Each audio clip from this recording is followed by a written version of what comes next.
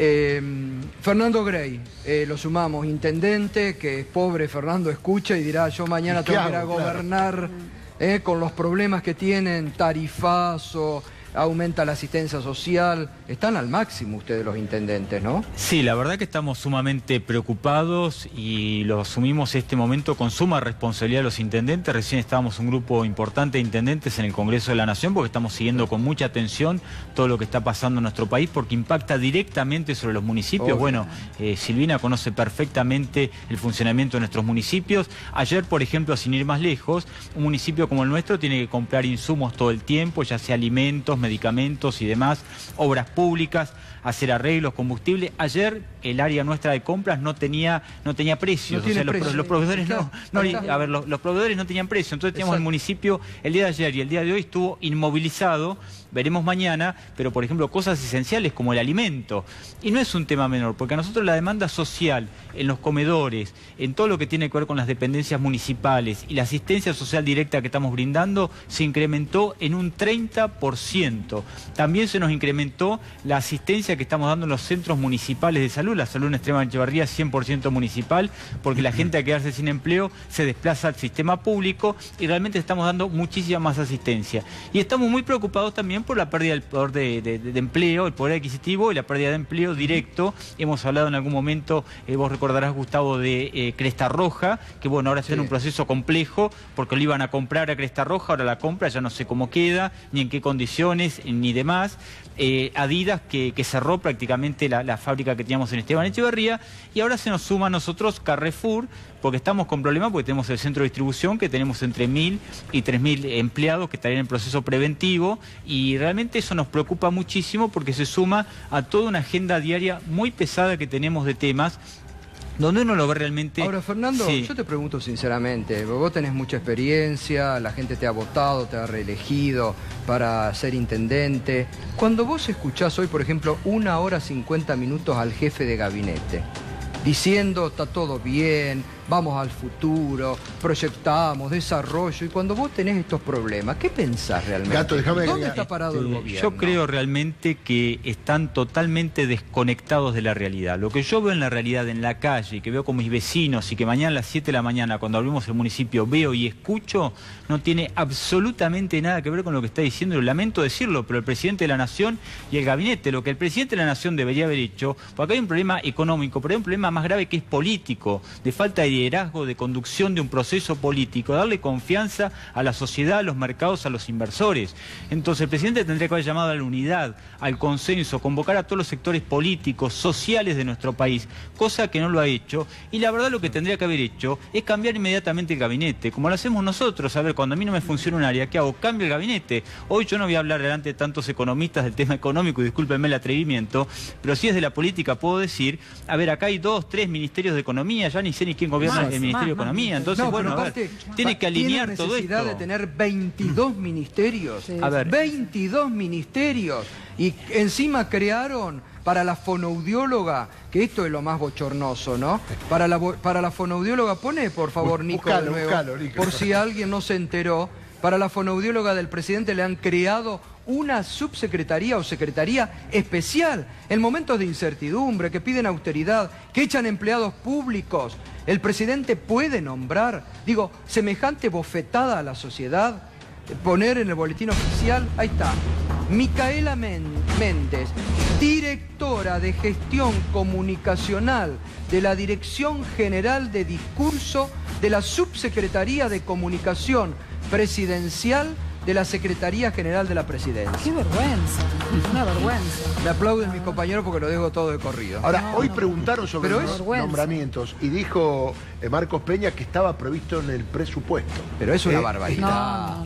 ¿No es una vergüenza para vos que mañana tenés que ir a atender que haya esta señora con semejante cargo? Por eso digo acá, Gustavo, una desconexión absoluta con la realidad. Y el presidente tiene que tomar las riendas, porque, a ver, este gobierno fue elegido, fue votado. Y nosotros vamos a ser muy cuidadosos de la institucionalidad y sistema democrático y republicano. Y lo digo como intendente y lo digo también como vicepresidente del Partido Justicialista de la provincia de Buenos Aires, donde, bueno, el presidente tiene que tomar las riendas de esta situación, hacerse cargo de la política, cambiar el gabinete, cambiar los ministros que sea necesario. Digo esto porque, a ver, los intendentes, ¿cuántas veces hemos tenido que cambiar el gabinete? Yo he tenido que cambiar muchísimas veces el gabinete, he cambiado el secretario de Hacienda, secretario de Gobierno, y bueno, son decisiones que hay que tomarlas y que este gobierno las tiene que tomar. Perdóname, mientras tanto, sí. Por ahí, Fernando, digo, vos tomás esas decisiones porque efectivamente vos conducís.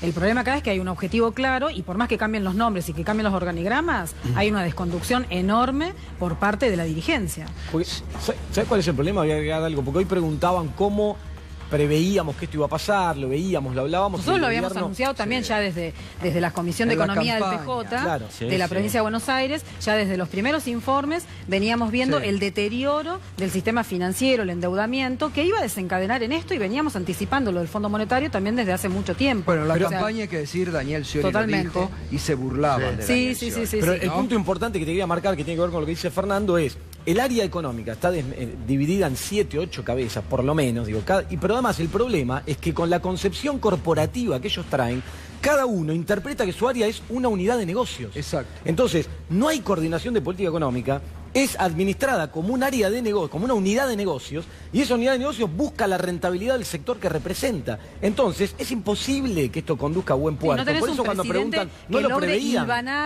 Los objetivos que cada uno de los ministros le llevan. Eso lo escucho todos los días cuando yo voy a tener una reunión, por ejemplo, con el Ministerio de Salud o de Educación. Te dicen, no, el hospital que hicieron Esteban Echeverría no es sustentable. Pero por supuesto que no va a ser sustentable si es un hospital público y es la salud. Están pensando como si fuese una clínica, y no es una clínica, es un hospital. Por eso acá yo creo que gran parte de este conflicto pasa por el tema político, porque tomen realmente el mando político y porque se abra el diálogo. Este gobierno que iba a hablar, que iba a dialogar con todos, que iba a ir casa por casa a tocarnos el timbre, la verdad que esto no es así. Federico, ¿y qué se prevé con todo esto? ¿Que puede haber más aumento de tarifas? Van una quita del 50% de subsidios, eso es lo que están informando. O sea que faltaría un 50% más de incrementos. O sea, Frigerio dijo en un momento, creo que hasta el 2022 tenía... El 2020. 2020, Aranguren el autoabastecimiento lo pateó para mediados de la década del 20, cuando lo prometieron alcanzar para el 2020-21, según Mauricio Macri, al poco tiempo de asumirlo durante la campaña. Pero déjame que te muestre esta perlita que tiene que ver con esto que hablaban antes de los negocios. Porque yo creo que más que desconectados, están muy conectados con los negocios. Y más que ministerio, lo que hay son unidades de negocios con CEOs o ex CEOs. En el caso del Ministerio de Energía, un accionista de Shell, como te dije la otra vez. Sí. Hasta que no aparezca el documento oficial en la Oficina Anticorrupción donde Aranguren se comprometa a no recomprar las acciones que dice haber vendido, sigue siendo accionista de Shell, la tiene en vez de papeles en dólares o libras. Pero fíjate, mira, te voy a leer algo que, viste en los debates, el argumento de los subsidios, que los subsidios eran inequitativos, que se dirigían a la Ciudad de Buenos Aires o a la provincia de Buenos Aires y al resto de la provincia nada, el derroche en miles de millones de dólares. ¿De dónde sale eso? ¿Cuál es la fuente? ¿Qué es lo que los diputados de la oposición deberían preguntar? Y en vez de aceptar eso, ¿de dónde sale eso? Eso sale de Fiel. De 2 informes publicados por Fiel, este ultraconservador think tank neoliberal, y específicamente del economista jefe de Fiel, Fernando Navajas, de 2 informes que publicó él.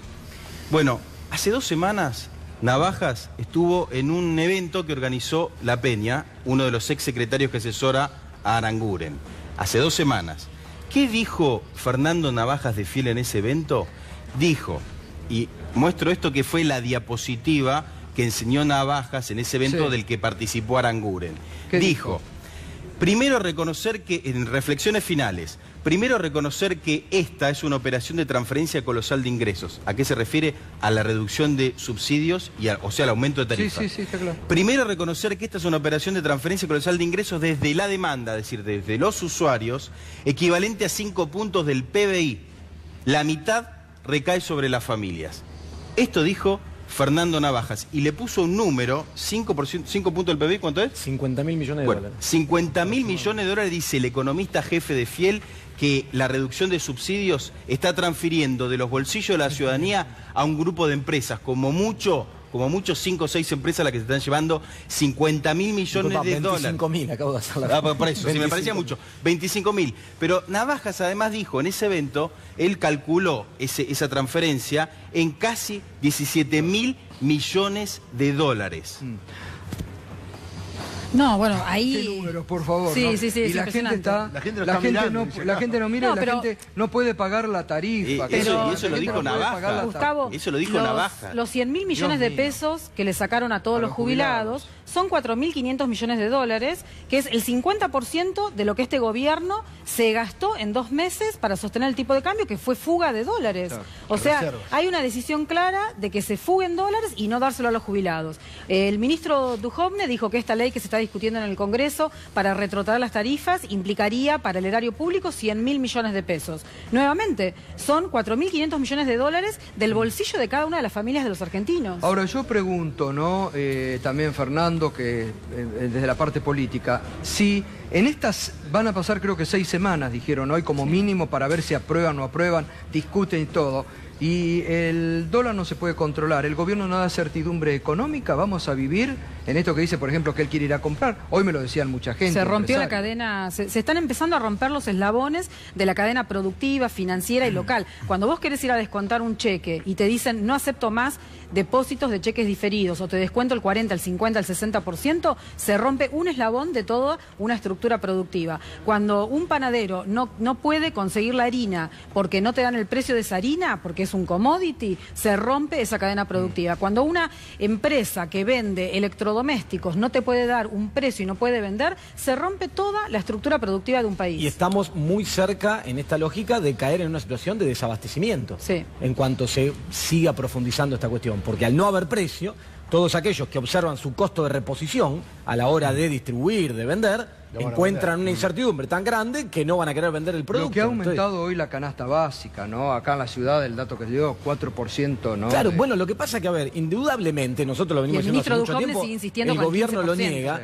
Tenés un traslado a precios del movimiento devaluatorio en Argentina, siempre, por eso digo, la proyección inflacionaria de este año, con lo que pasó en los últimos días, ni que hablar con lo que puede pasar acá en adelante, ya ronda el 30%, y las paritarias acaban de cerrar en 15%, y el ministro sigue afirmando que está en 15% con el único objetivo de no reabrirlas y de seguir pisando los salarios, debilita el mercado interno, es una locura lo que está ocurriendo. Fernando, ¿y cómo está la situación social?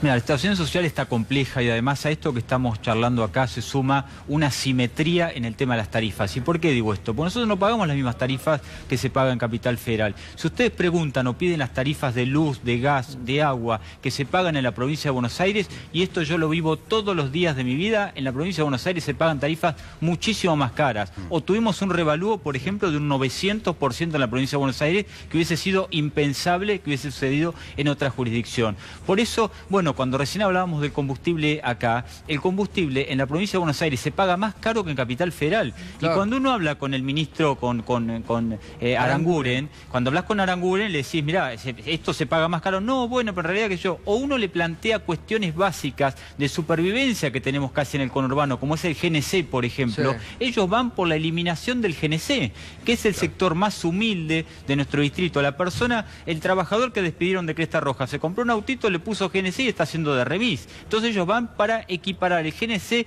con el combustible para eliminar el GNC. O el gas envasado, por ejemplo. Cuando yo le planteo, a ver, el 50% de la población del conurbano del segundo cordón usa gas envasado. Te miran como diciendo, ¿de qué está hablando? ¿Cómo de qué estoy hablando? No conocen la realidad. ¿Qué es eso? A ver, claro, la gente usa garrafa en el conurbano bonaerense. No es negocio para Shell. Claro, no es negocio para Shell, ni el GNC, ni el GLP. Y la leña también aumentó mucho. Y hay mucha población en el conurbano que usa leña, ¿no? ¿Por qué la tarifa del Servicio Público de Electricidad en la provincia de Buenos Aires se paga como se está pagando y por qué el incremento abismal? Porque es un monopolio en manos de Rogelio Pagano, un amigo del presidente de la Nación, que controla las 4 distribuidoras y comercializadoras de electricidad de la provincia de Buenos Aires, bajo jurisdicción bonaerense. ¿Cuánto ganó el señor Pagano el año pasado? 2.300 millones de pesos. ¿Tenés algún reclamo que hacer al ENRE, al Ente Nacional Regulador de la Electricidad, que debe velar por la seguridad jurídica del usuario de las distribuidoras de Norte y del Sur? Andá a verlo al presidente del ENRE. ¿Quién es? Andrés Chamburlerón. ¿Quién es Andrés Chamburlerón? Fue 10 veces testigo de parte de empresas del gas y la electricidad en demandas contra la República Argentina ante el CIADE. Y la inversión en el conurbano, cero, porque en distritos como el nuestro es cero la inversión, se ha multiplicado la facturación y nosotros no tenemos realmente ninguna inversión en Esteban Echeverría, se nos corta por día 3, 4 con la cantidad de recursos que ha recibido la provincia también, claro. ¿no? Y ahora menos porque ya advirtieron que la provincia de Buenos Aires va a tener un recorte muy grande. 30.000 millones de pesos. ¿Cuánto? 30.000 millones de pesos. Va a tener un recorte 1.400 millones de dólares. por la baja del déficit. Así que, digo, también ahí se paraliza la obra pública también, ¿no? La obra pública ya venía castigada porque, a ver, acá vamos a decir las cosas como son. Hay una gran arbitrariedad que la verdad que se quejan de la gestión anterior, pero no fue así esto. A ver, entre un distrito oficialista y un opositor como el nuestro, la diferencia es 20-1 de obra pública. ¿Ahora? Sí, ahora, actualmente. Yo no tengo la misma obra pública que tiene un distrito como Quilmes, por ejemplo, que tiene los distritos de la zona norte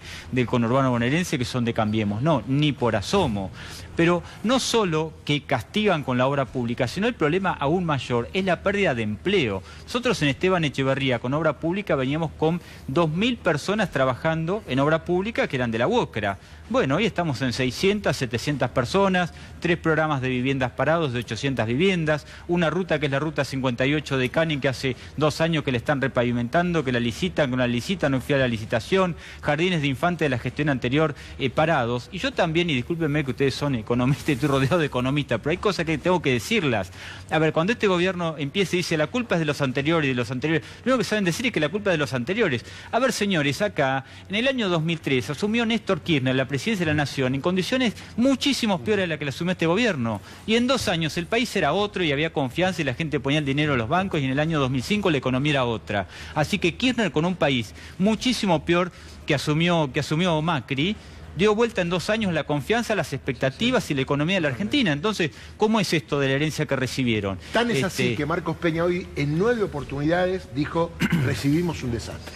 En hace 3 años atrás. Exactamente. 2 años, 6 meses, cumple mañana el gobierno, le queda 1 año y 6 meses para hacer las transformaciones. Bueno, Macri ayer en 2 minutos 40 dijo lo mismo. O sea, es terrible lo que... Además, si bien es cierto que había cuestiones que atender, obviamente, y había tensiones en la economía, es la primera vez que hay un recambio con una transición la economía ordenada como estuvo la economía creciendo y un país desendeudado.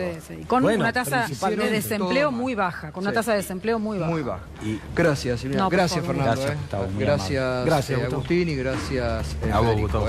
Fernando, Darío, ¿te quedó algo? No, lo de Ballesteros lo reiteramos, que renunció a su cargo a partir del 1 de junio, tal cual lo pidió el presidente, porque lo apuraron a Ballesteros, porque tuvo la osadía de dejar en libertad a Cristóbal López y Fabián de Sousa. Bueno, Ballesteros, después de 35 años en la justicia, se fue por la puerta chica. Bueno, pausa y ya volvemos.